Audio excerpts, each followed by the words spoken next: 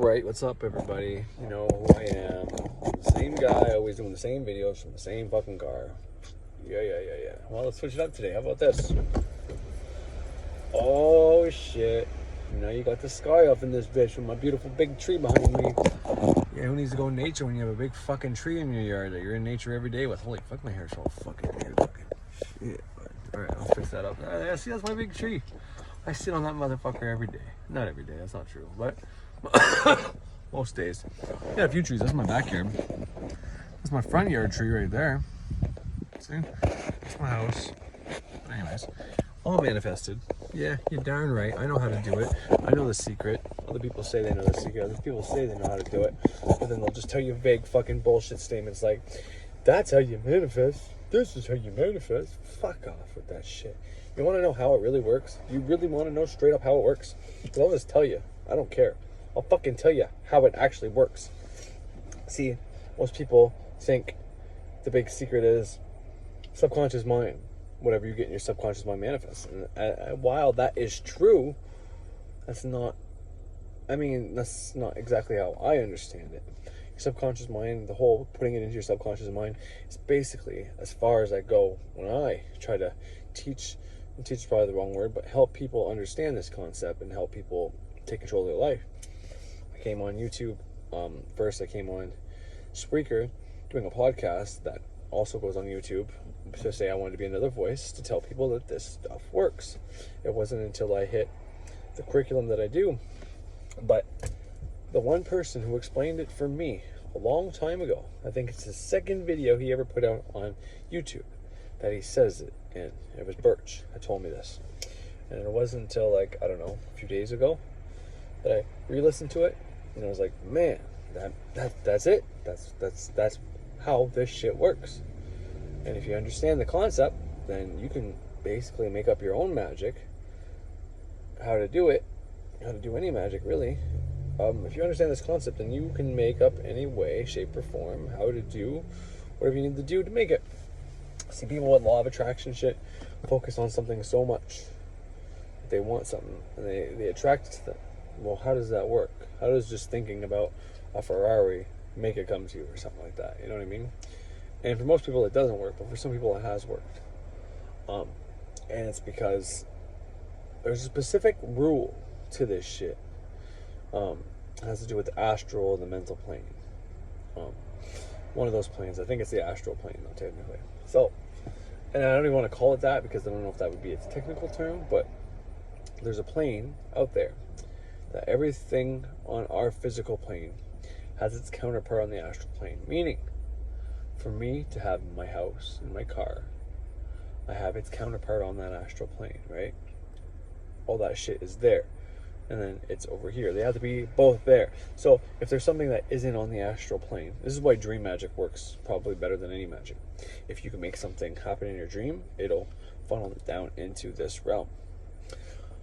So whatever's in the astral realm manifests here in this realm. So when you're, I'll talk about sigil magic since that's the video from Birch that I saw. It was a rant on sigil magic. I'll play it for you. I'll play the part for you, not the whole thing, but I'll play the part for you where he says it. And hopefully it'll help light bulb a lot of people like a light bulb with me. So I'm not going to pretend like this is my knowledge, like I figured it out myself. I'm not that kind of person. I don't ever take other people's knowledge and pretend it's mine. I don't think that's right. I think that's absolutely wrong. I think people that do that are fucking frauds and fakes. But anyways, point is, Birch explained this and I was like, wow, that's amazing. That guy fucking never ceased to amaze me. Now, this is one of his oldest videos, second oldest video, I think. I think he's got like 4 videos before this, maybe, or 3. That's him and his wife walking around grabbing different plants that are locally found in California very easily, and things you can do with those plants. So check his shit out. He's got a lot of great shit on his channel. But so the astral plane has every counterpart, has all the seconds, the doubles that we have here on this plane. Okay. So if on the astral plane right now, I don't have my wife, well then I'm about to lose my life here on this plane, right? If my wife on the astral plane is with another man, then I'm going to lose her on this plane. That's one way of how to understand it, let's just say. So if on that astral plane I don't have the house that I have right now, as time progresses, maybe something happens anyways, so then I lose this house on this plane. Likewise, if on the astral plane I have 2 vehicles, well, then I'm about to get another vehicle. Nature here on this plane abhors a vacuum, or some kind of a vacuum normally sucks things out. But anyways, so whatever is in that place, right? So right now I have a car on the astral plane, but I don't have it here on this physical plane. So there's something in this plane that's missing. So nature has to compensate and create whatever is on the astral plane, has to create it here. This is how we use magic. This is how we manipulate things to get stuff to us. Therefore, when you're focusing on a sigil to give you that second car, the more energy you put into that, the more, because if you put it in your subconscious mind, that means it goes into that collective unconscious. That means it goes to the astral plane, let's say. This is how I understand it. It could be inaccurate, but let's just leave it at that. So the more energy you're able to put into the thing that you want, okay, you have this physical representation of it, a sigil, let's say, that says, I am grateful that I have this new car. Present tense and all that. So you have the physical representation of it, that sigil. So you focus on that. You put so much energy into it. You get it into your subconscious mind, and you're putting so much energy into it that it is now created on the mental astral plane. You now created it. You got it into your subconscious mind that this is reality. It is in your reality, right over there. Therefore, the physical plane, Mother Nature, Gaia, whoever controls this bitch, realizes they have communication, kind of like our subconscious mind. It's astral and the physical plane have a communication. It's kind of like conscious versus subconscious mind on a grander scheme of things. Well, there's kind of communication there, like, oh, there's something here for Mr. LeBlanc that he doesn't have over there in your physical plane. Oh, no problem, let's create it. And it takes the path of least resistance for you to acquire this of which you just created on the astral plane. And that's how this shit works. That is the complicated yet simple version of how and why magic works. Is how and why we can create what we want.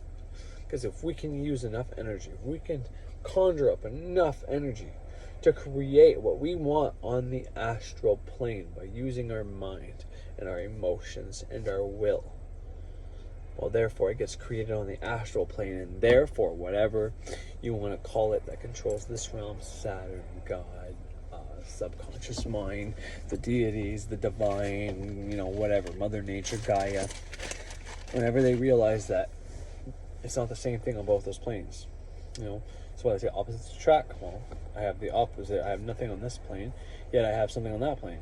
Well, those opposites attract, boom, I attracted my new shit. No, that's not really how it works. But something else important I had to add to that. Oh yeah, so that sigil, while you have that sigil of you having the new car, technically on the astral plane you would technically have it, because that sigil is stating that you have the new car, right?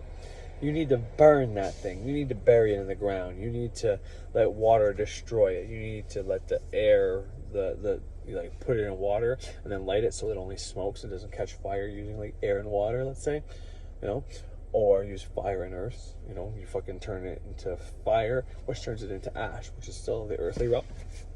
You need to get rid of that sigil, because now you got it in the astral plane that this thing exists in your reality.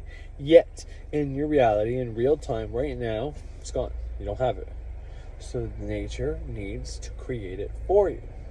This is why you burn sigils. This is why you destroy things. This is why we're burning things on an altar, putting things in water, we're burying things. Anything you can't get rid of with fire, you burn. You burn, you burn, you burn. Or sorry, everything you can't get rid of fire, you burn. Fuck, I'm stupid. Everything you can't burn, you bury. Okay? Fire and earth, they go together. Water and air also go together. When you add fire, well, But anyways, point is, burn all your shit. If you can't burn it, you bury it. But the point I'm trying to get at is that's how magic works. If you put enough energy into that sigil. Because right now you have this sigil. And I mean, arguably just having that sigil might be telling the astral plane that you have this thing, you know, depending on how you are. But just by having that sigil, it might actually tell the astral plane, okay, Corey wants this, but maybe on the astral plane you only have the sigil. I don't know. Point is, you need to put energy into the sigil. You need to, sorry about that. My girls were calling me. So you need to stare at it. You need to focus on it. You need to give it energy, mental, astral energy. Okay. Once you create it on the astral plane, once you can visualize yourself having this thing, it becomes so real, and it's in your subconscious. Subconscious doesn't know between real and fake, right? This is why you can watch TV of people dying of cancer, and you know it's a show, but yet you might still get cancer down the line because, you know, you're putting it in your mind that cancer is real. It doesn't know the difference between real and fake, and you're gonna keep watching those TV shows, keep making yourself sick. So go for it, dumbass. Whatever, do what you want. But anyways, you put all that energy to get it into the astral plane. Once it's there, and you get rid of the physical representation you have of that item, you burn that fucking sigil up. Boom. That's why we put things on candles. And then once the candle is gone, the writing is also gone that I wrote on the candle or the sigil. And then it has to come to you in the physical plane. Because like, holy fuck, we have a mismatch. He's got this on the physical, but he doesn't. He's got this on the astral plane, but he doesn't have this in the physical plane. Fuck, we gotta fill that fucking need, to fill that void. This is why when you try to rid yourself of an addiction that you have, if you don't replace it with something new, you can't get rid of that addiction, because, you know, you just stop doing the drug and you're good for a while, but all of a sudden nature has to fill that void with what was already there. Because on the astral plane, you still have that addiction. You didn't remove it or replace it properly. So you have to replace it with a new habit. You got to put enough energy into the astral plane that in the astral plane you are living a life without addiction, and then that will filter down into this reality. That's the complicated but simple way of explaining how magic works. And I need to thank Birch for letting me understand that. And it's such an easy way to understand, but it makes total sense to me anyways. I mean, it's because I've been doing magic for 4 years now, but, you know, it just is what it is. I got a lot more to talk about, but I think I'm just going to end it there, because nice, simple, fast, fucking quick video just to say, hey, that's how magic works.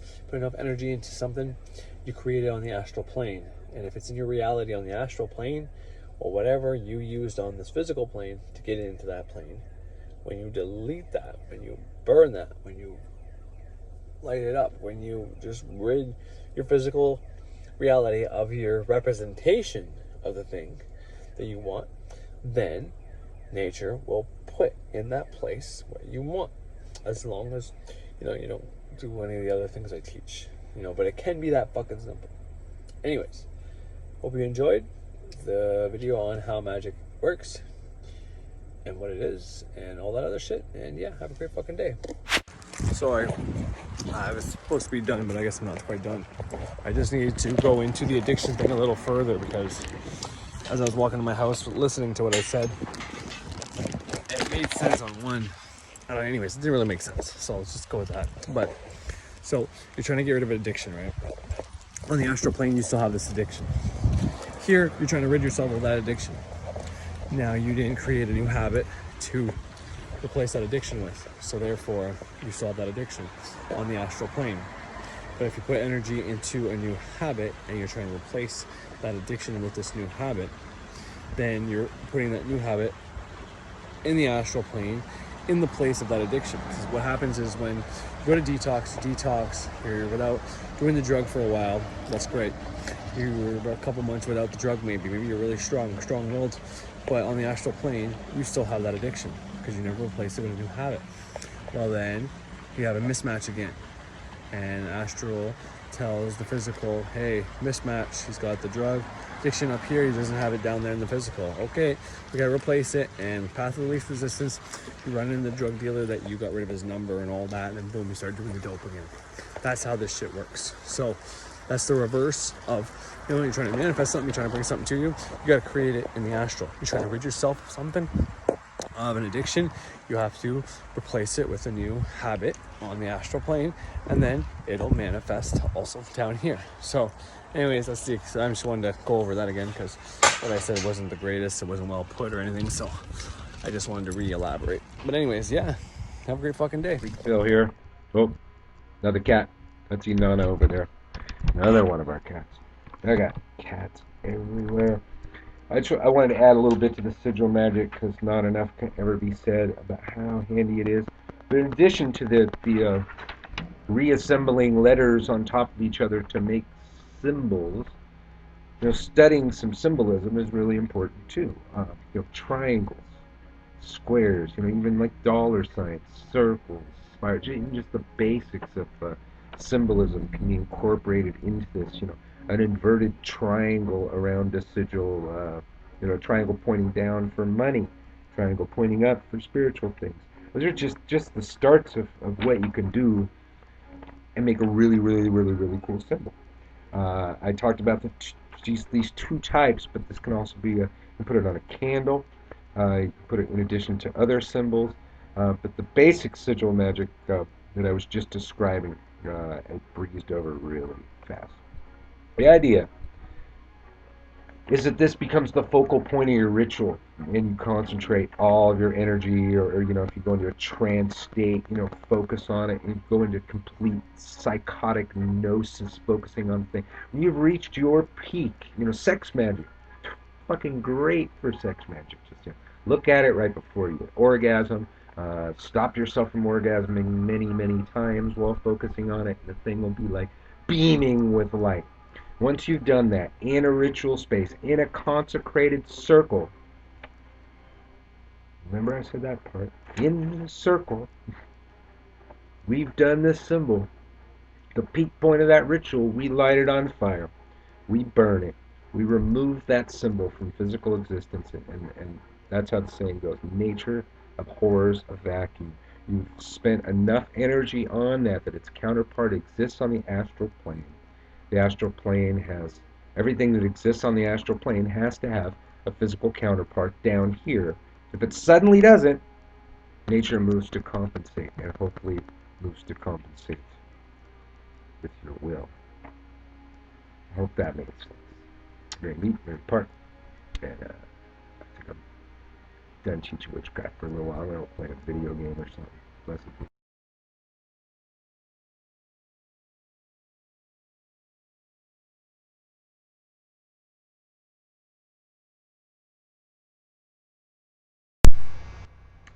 All right, hi Tubies. Sorry it's been a while since I've done another video, but now I got some subscribers, so I figured I better do something. I haven't had a whole lot of computer time with this cool computer that has a webcam. My computer sucks in comparison. Uh, Freak Phil here with my take on the Wiccan Reed. Uh, and first thing about me, I don't tend to waste time saying anything that anybody else has said. If somebody else has said it, I don't bother repeating it. If somebody has my take on things already, I don't see why I should just preach to the choir.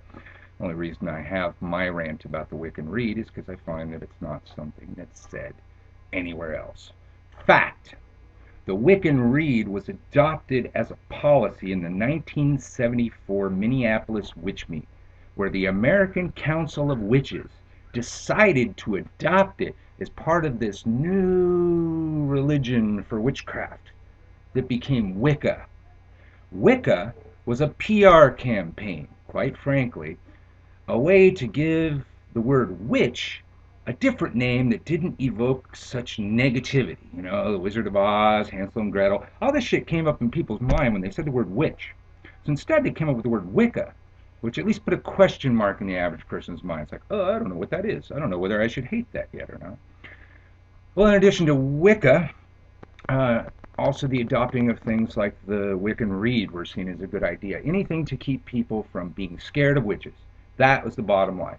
Because the fear that comes up with the fear of witches, witches allegedly can do anything. So if you're afraid of somebody that can do anything, and nothing's impossible, well, you can become quite paranoid. So they tried to come up with ways that people wouldn't be as paranoid, and they came up with these rules. And the Wiccan Rede was invented and adopted and maybe adapted from the Hippocratic Oath or something like that. The Wiccan Rede states very clearly, "Any harm none, do what thou wilt." There's a long version, but nobody agreed to the long version. The 1974 witch meat was the one that people agreed to, at least. Um, but the long version is some invention that somebody else came up with that nobody really agreed to. 8 words the Wiccan Rede fulfill, harm ye none, do what you will, blobbity, blobbity, blobbity, blobbity, blobbity, blah, blah, blah. Whatever. Now, no, really, I'm not really going to tell you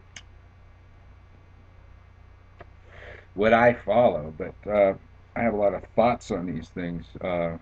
First of all, I'm Strega, and I was a witch before there was a Wicca, so I was not in Minneapolis. Probably wouldn't go there, so I never agreed to that. Um, the Wiccan Rede is a marvelous idea, kind of, if you want to reach spiritual fulfillment under a band-aid. It's a rule to keep you in line to make you do the right thing. Now, if you only do the right thing because there's a rule and you're going to be punished for it, then you're not a spiritually evolved being and you've done nothing. It's like the Ten Commandments or something. These rules to keep people in line, and if you don't stay in line, God's going to punish you. Well, as a witch, I have to see past that, and as an anarchist, I have to see way past that.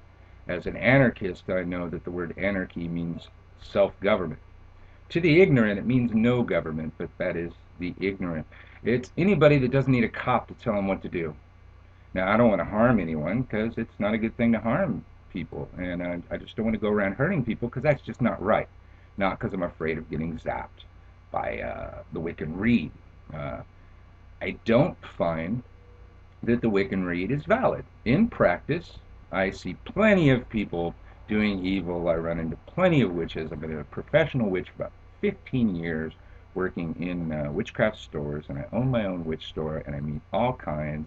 And I gotta say, there's plenty of people out there doing evil that get away with it. There's plenty of people out there doing bad things that get away with it. So much for your fucking rules. That's the problem. We need to evolve because we're better than that. We need to not hurt each other because it's just not right. It's just not what we want to do. It's not what our spirit's calling us to. So whether or not the Wiccan Rede is right or whether it's wrong, I think it's weak. I think it's weak to just keep people in line by scaring them, by forcing them, by threat, by fear. I'm a witch. I will have no part of it.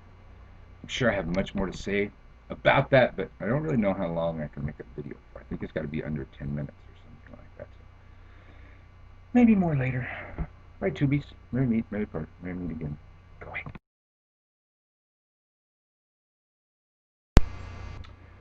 Oh my goodness. Hello, tubies. Let me try and finish my rant before the phone rings again. The Wiccan Rede.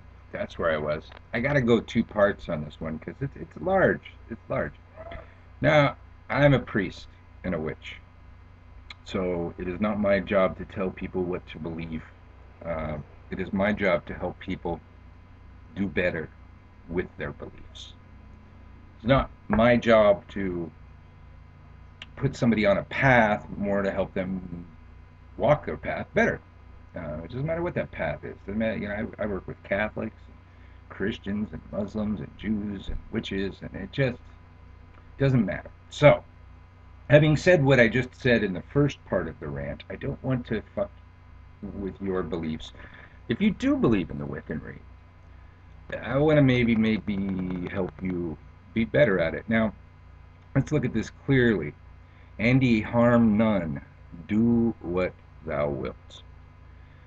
None is our key word, and it's huge. Now, every Wiccan belief system I know of, every pagan system, every witch's system, views animals, bugs, dirt, rocks, trees, weeds, and microbes as equals. And that would be microscopic particles, everything. Everything is equal. And we like to throw things around like as above, so below. That's huge. You can go forever on as above, so below, because we can be the above and the molecules can be the below. They are equal with us and probably have a similar life if we, can ever figure it out. They're a microcosm of our macrocosm, and we're a microcosm of the larger macrocosm, and on and on and on you go. So our beliefs are large and all-encompassing. So none is huge.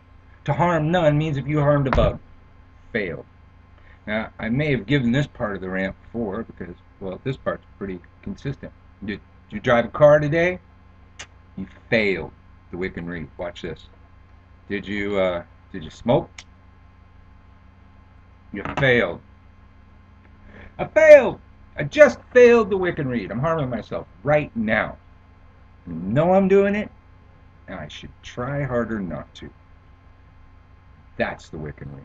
To constantly try harder not to. If you want to adopt that belief system, you better look at that belief system in its wholeness. It does not mean don't hurt anybody and everything will be okay. If you're going to believe something so large, a spiritual belief system, a gateway to enlightenment, where if you could actually ever become truly harmless, you might be like the Buddha or something. Jesus or somebody, man. You could be like a radio, man, send off it to the moon or something. You'd be perfect. We're not perfect. A lot of our systems are designed to help us towards perfect. The ways to perfection, as the old craft was called. Um, but we're not perfect, and it's a long way. And if you're going to adopt that belief system, you should work at it. You should work at it. What the Wiccan Reed should be then is to constantly reassess your capacity to harm. What do you harm? How, are there things that you're harming that you're not even thinking about? You step on an ant. Did you think about that? Well, you should think about it. If you didn't think about it yesterday, you should think about it tomorrow. You should be constantly evolving in your ability to not harm. And when you truly reach harmlessness squared, you'll be perfect. But until you stop harming yourself, stop harming the environment, stop harming microscopic microbes, bugs, you have not passed the Wiccan Reed. Now, it's not really supposed to be a pass-fail kind of thing. It's supposed to be a spiritual belief system that leads to enlightenment. As such, it should be hard to reach. It should be slightly out of reach all of the time. And when you get closer to it, it should move further away, because if it's too easy, who fucking needs it? We're witches, not New Agers. We cannot buy our enlightenment in a box, unwrap the plastic, and have it. It doesn't work. There's no quick road. Okay? It's craft, it's path, it's ways. Twisted. Twisted path. You should work on it. And now, let me fuck you up one more time. Let's say you've adopted the harm none philosophy and you want to be like Gandhi and everything else. Somebody walks in a room with an Uzi. Says, I'm going to kill all you witches. You got a bunch of witches there. I'm going to kill all you. It doesn't even have to be witches. You're going to kill all these people. And somehow, you're off to the side where you can't be seen. And you've got a gun. And you may not believe in guns, but you happen to have one right there. And this person is going to kill all of those people. And you've got the ability to stop that person with one shot to the back of the head. If you were not to take that shot, you failed the Wiccan Reed too. Harm by omission. You can harm by not doing something. You cannot just sit on your hands and have the Wiccan Reed come to you. It's an active process. So if you want to follow that, if that's going to be your philosophy, please make it big. Make it large, or don't waste your fucking time with it. Very neat. Very powerful. Very neat again. Indeed.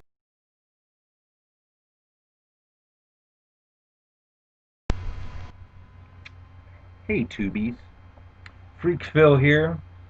Pissing off the status quo for 44 years now. I'm sure this will be right along those lines. What about Satan? The devil. Lucifer. Now, the status quo, the pagan PR people, whatnot, for years have established, something very clearly that we are all supposed to say when asked this question. We, as witches, do not believe in Satan. True? True? That has been true for quite some time. Satan is the all evil entity, opponent of Jehovah, Hasatan, the adversary of God, is not something that exists in our belief system, but something that does exist in our belief system. Thought forms, also called servitors. And then one up from that, don't be texting me. Texting me while I'm on a fucking YouTube, dude. Sorry about that. Thought forms. And then egregores. You know what those are, kids? I should have visual displays. I'm sorry. I'm just kind of pretty much ranting. The egregore, Egreg, Gregor. Try. You know what? If you Google it, Google's great with helping you spell it right. But did you mean? And it'll tell you. Egregores. Now do a little work. Do a little looking. If you don't know what an egregore is, I want you to look for squat. The god squat. Or I'm sorry, goddess squat. And then I want you to look at scram, score, sarge. There are several American deity forms that exist now that had previously been what a witch would call an egregore, a thought form built to serve more than one person, a thought form built to serve the public, the populace, anybody that calls on it, an artificial deity, if you will. Thought forms have been known to break from their programming, gather energy from their worshippers, and do whatever the fuck they wanted to do if you didn't put a limitation on them. And the God squat. Excellent, excellent example. I believe it's Isaac Bonowitz that tells the story in Real Magic of, I think it's his coven that invented the great god squat in Berkeley back in the 80s as a parking deity to be launched to the world to see if it could become a god in its own right. Now, this squat has launched to the world, has transgendered itself, and is now a large, robust woman who likes limericks and dirty jokes. And what you do is you drive around looking for a parking spot, saying dirty jokes and limericks to squat. And squat's amazingly powerful, more powerful than a lot of your deity forms that are out there in the world. And on the East Coast, they have a chant and a hand thing. It's be hard to do when you're driving, but it's squat, squat, find me a spot. Squat, squat, find me a spot. It's Rochambeau. You do Rochambeau, but I don't know how you do that while you're driving. But I do know the limericks and the dirty jokes work great for squat. Now, squat was created, be launched into the world, draw energy from everybody that called upon squat to get larger and bigger and grow, and maybe break out of the artificial deity form and become a god. Squat did more than that. Squat became a goddess. Squat did not stay in the box because the box was too loose. But look up Squat. Fascinating story. Now, I ain't talking about Squat today. I ain't here to talk about it. Okay, I talked about Squat, but I'm not here to talk about Squat. We're here to talk about Satan.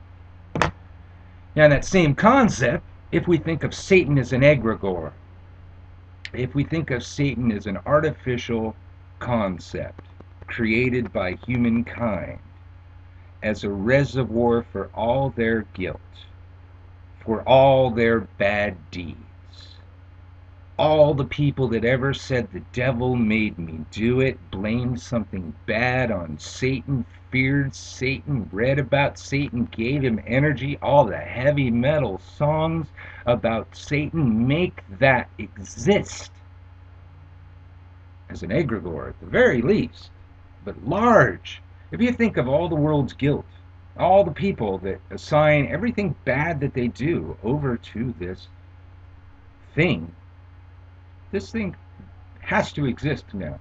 It has to exist by all the other laws that we use in the craft for using egregores, thought forms, plenty of god forms or lesser, even what are called lesser deities exist very much on this. They're invented, pulled out of the greater whole because the people needed a little piece of God, and they gave it a name, and they gave it a body, and they gave it an image, and those things grow. Those things grow, and they may just grow beyond us. Um, so, for witches to say that we don't believe in Satan or Satan doesn't exist, it doesn't work for me anymore. Knowing what I know, that cannot be. And I know it's bad PR. And but witches would just like there not to be a Satan so they don't get confused with Satanists anymore. The most common line we've heard for like 20 years, only recently has anybody spoken against it, is a witch will say, when talking to the media, oh, we don't believe it, or we're not Satanists. Yeah, we're not Satanists. We don't eat babies.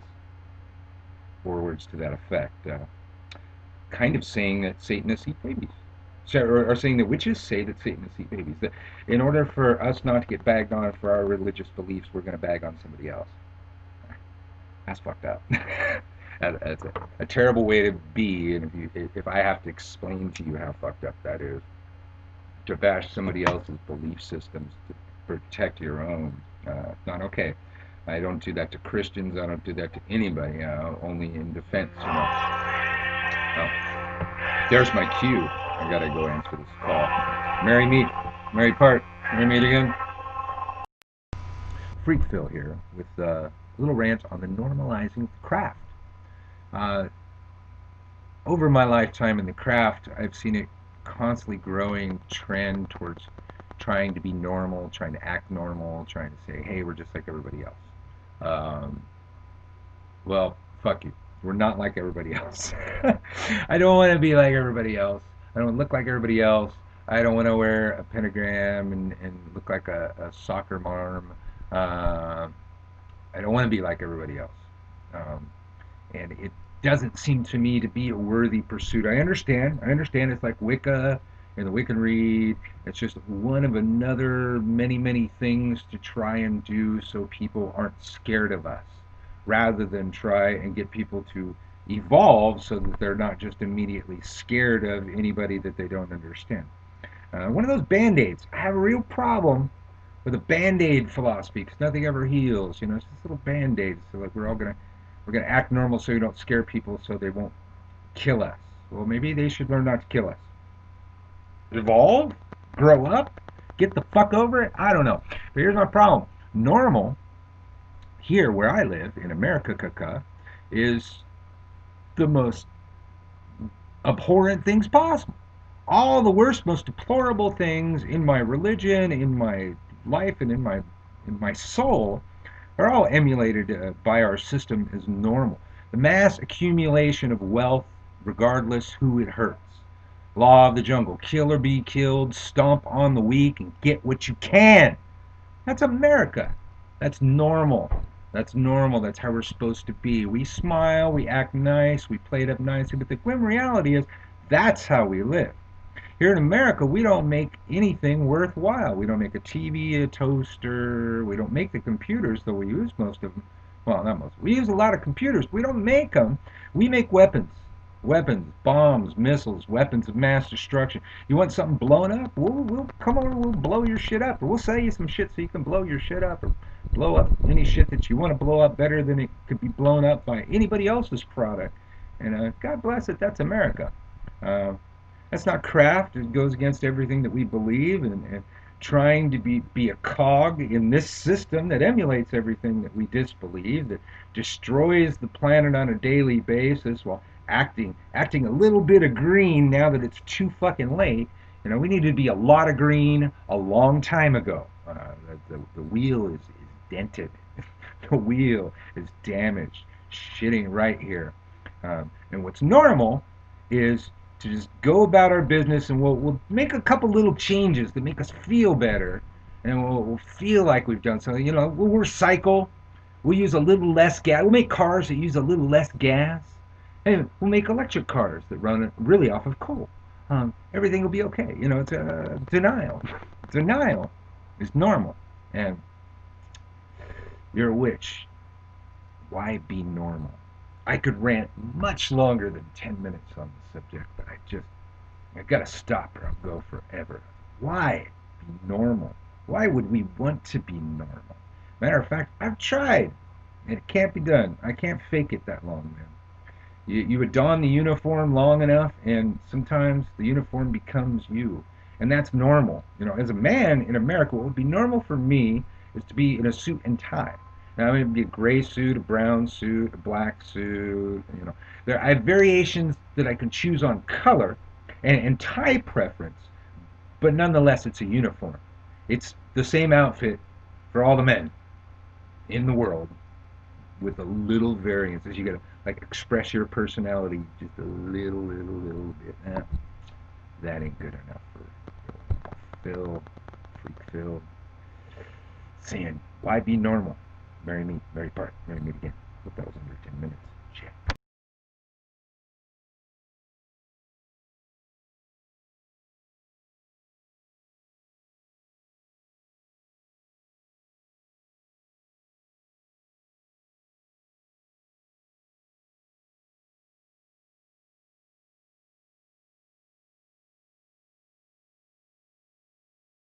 Hi, Tubies, Freak Phil here with an interesting rant. I'm sure it's going to be. I'm not sure where this will go, but that hasn't stopped me so far. It occurs to me that some of you don't know me. I originally started this thing as a local project and became kind of bigger. My name is Birch Tree, and among other things, I am the Grand Poobah of the Circle A system of magic. I like Grand Poobah because it's funny. And that's the thing, when you create your own system, you can call yourself whatever the fuck you want. And just never found me a system out there that worked for me all the way. Elements of many systems, sure. But one of the prime components in my system is personal responsibility. Circle A system of magic's prime directive. Take personal responsibility for your life. You take personal responsibility and control for your life, or somebody will control your life. And then we go into this other thing. And when we were first starting out in our town, somebody challenged me, and actually it was more of an attack. Accused me of mind control. I thought that was really fascinating because although the word was true, what this person was trying to say was that I was trying to control people's minds, and apparently she was unfamiliar with my system. My system was trying to teach people to control their own minds because their minds are already controlled. And quite frankly, it would bore me to control people's minds because it's far too easy. People have been programmed to be receptacles of programming. In this stage of the game, at least here in America, we say you can be programmed in 30-second sound bites, and you've been programmed your whole life to be that way. And it's going to be pretty hard to unprogram you. So, golden rule: control your mind, or it will be controlled, and it will be controlled by forces bent on your demise. Do you feel inadequate, unworthy, less than, social issues? Feel like people don't like you, or people are better than you? Well, this is because that's your program, and part of that program may lie in your parents' childhood baggage, those kind of things, but a large portion of that lies in society. You've been programmed by the TV to feel inadequate, so you can be sold products to make you feel adequate. You can be sold drugs, self-help programs, clothes, weight loss systems, on and on and on and on. This box you watch is bent on your demise. It's bent on having you broke and miserable and wanting more, wanting more things that you did not need before. My system addresses that. teaches people how to reprogram themselves. Now, this guy sitting right here talking, I guess, to the world on this box was a scared little kid. Scared little adolescent kid. Had all probably of the social baggage that there is when I was a kid. It was a spooky little witch. Which, made more people act weird towards me, be scared of me, that kind of thing. So more reasons for the baggage as time went on. Don't be Facebooking messaging me while I'm on YouTube. God, people.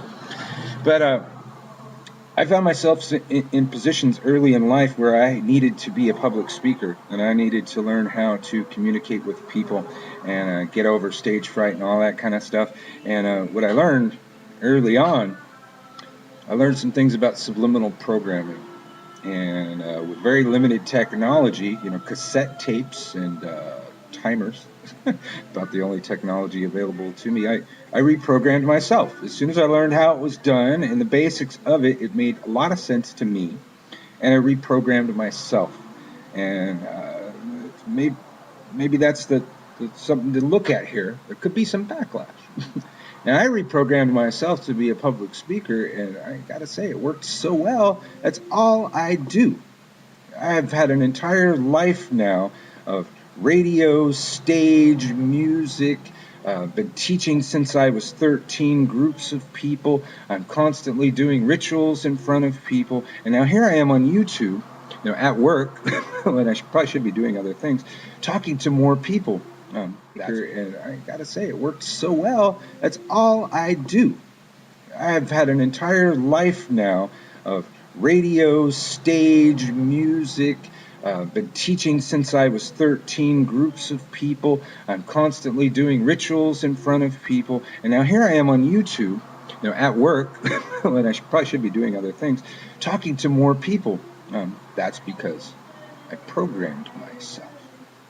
Now, I've already gone to 5 minutes just in the intro to this, so I want to give at least a technique. You can go find out if my ideas are true and if you actually have been programmed to your demise.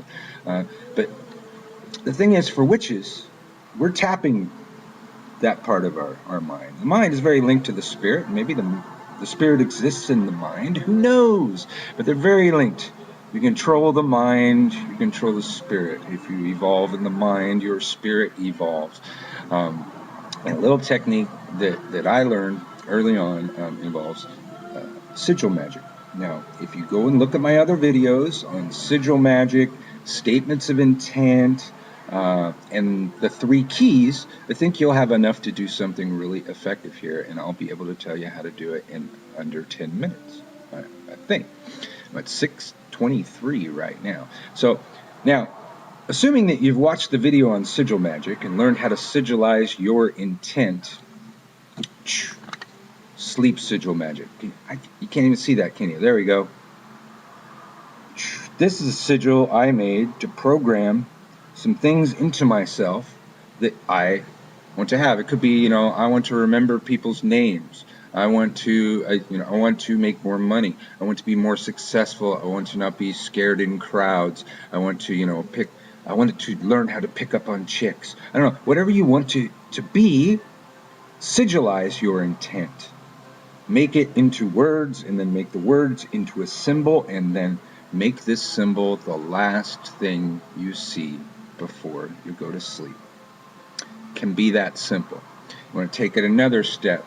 There's 2 main hardcore ways of imprinting a suggestion to your subconscious.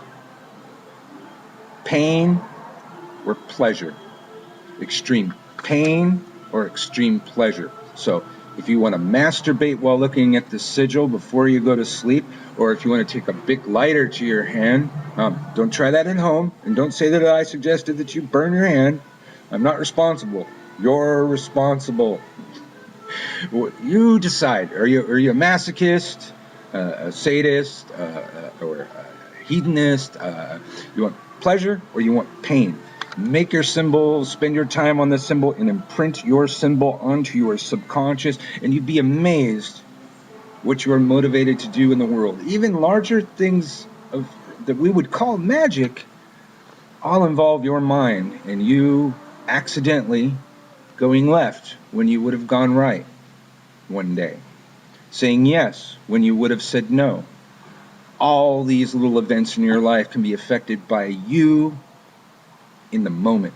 That moment, making the right decision, making the right change. So whether you want to just call it psychology, whether you want to call it magic, or whether you want to see how the two are linked, I think it's an effective method. And I think there's enough in my videos. If you just look at the statement of intent video, the sigil magic videos, and the 3 keys video, you've got enough to just make yourself another person. If you want to be another person, I'm not saying there's anything wrong with you, but you might. Or maybe there's something you'd like to have more right. This is Mind Control 101 with your Uncle Birch. Thank you for listening. It's 9:13. Uncle Birch here. I have 2 hands. It's necessary for me to have 2 hands to do what I need to do. I got my right hand for my blade, and I got my left hand for my wand. And there are 2 paths you can go by. But in the long run, there's still time to change the road you're on. Yeah, you need to go listen to Led Zeppelin's Stairway to Heaven if you have not listened to it since you've been pagan. Right there, it's just one little tidbit, very valuable in such a song. Interesting song if you're not pagan, but if you're pagan, you gotta go listen to the song. Drastically meaningful song. The left-hand path and the right-hand path. Subjects of great confusion in my time in the craft, in my life, and I've seen the concepts change. To your ignorant wicked, the left-hand path is black magic, and the right-hand path is white magic. Very old, outdated concepts that don't bear repeating anymore. Now, as I recall it, we could symbolize it all like this. Let me see here. Here's your right-hand path. The top point is spirit. It means spirit over the flesh. Now, here's your left-hand path with the spirit point down. It means flesh over spirit. Essential symbolic philosophies, differences of philosophies between the right-hand path and the left-hand path. Essentially, the core of it all, as I recall when I was young, was in a disagreement based in those philosophies. And the disagreement was, is God out there or is God in here? These sides bickered greatly. Now,